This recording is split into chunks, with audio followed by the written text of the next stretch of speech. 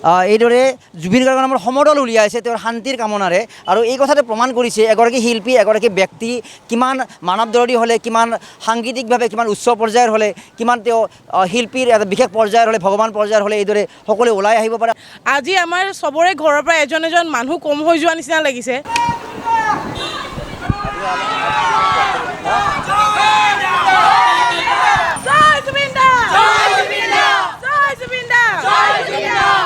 আমি বৰ মৰ্মাহত, যিহেতুকে আমাৰ মাজৰ পৰা এজন ধ্ৰুৱতাৰা হঠাৎ নোহোৱা হৈ গ'ল। সেয়েহে আমি তেখেতৰ আত্মাৰ সদগতিৰ কাৰণে আমি আজি এটা সমদল উলিয়াইছোঁ। তেখেত য'তেই থাকক, যাতে আমাৰ এইটো আমাৰ নন্দন পথ, ভেটাপাৰা নন্দন পথৰ উদ্যোগত আমি এই সমদল উলিয়াইছোঁ। গতিকে তেখেতে য'তেই থাকক, যাতে চিৰ শান্তিমতে থাকক আৰু তেখেতে আৰু দ্বিতীয়বাৰ জানো আমাৰ মাজলৈ আকৌ এবাৰ ঘূৰি আহে। এক মিনিট আমাৰ কথা পাতিম। জুবিন গাৰ্গ কি আছিল, কিমান মহান শিল্পী আছিল, এই দৃশ্যই আকৌ এবাৰ প্ৰমাণ কৰিছে যে এগৰাকী শিল্পীয়ে জীৱনত কৰা কামৰ প্ৰতি কিমান অনুৰক্ত হ'লে, কিমান অন্তৰে ভাল পালে। এইদৰে সকলো ওলাই আহে। এগৰাকী যুৱতী আছে, কি ক'ব জুবিনৰ কথা? জুবিন দা য'তেই আছে আমাৰ মাজত সদায় জীয়াই থাকিব, সেই বুলিয়ে ক'ম। আৰু আজি জুবিন দা আছে বা নাই, আমাৰ অসমত জুবিন মানে কি চবেই জানে। জুবিন মানেই গান, গান মানেই জুবিন। আজি আমাৰ চবৰে ঘৰৰ পৰা এজন এজন মানুহ কম হৈ যোৱা নিচিনা লাগিছে।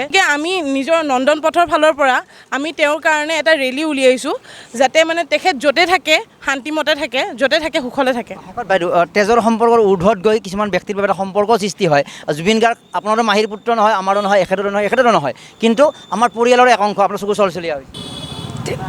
তেখেত পৰিয়ালৰ কোনো নহয়, কিন্তু যেন মানে আমাৰ পৰা আমাৰ এৰাব নোৱাৰা এটা অংশ, যিটো আমাৰ মানে আমি ক'ব নোৱাৰোঁ যে তেওঁ মোৰ ভাই ককাই ঠিকে। আজি অলপ দিনৰ আমি আজিয়ে কৈ আছিলোঁ, পৰহি মোৰ বৰদেউতাৰ ল'ৰা ঢুকাইছিল।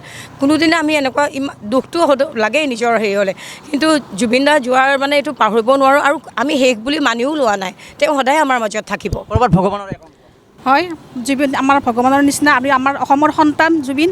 আৰু মোৰ ল'ৰা মুন্নাদ্বীপ জুবিনৰ গান গাই ডাঙৰ হৈছে। হয়, মোৰ ল'ৰা মুন্নাদ্বীপ, সি সৰুৰ পৰা জুবিন গানৰ গান গাই গাই ডাঙৰ হৈছে।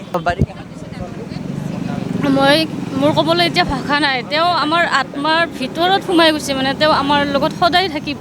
আমি সেই দৃশ্য দেখুৱাইছোঁ মহানগৰীত।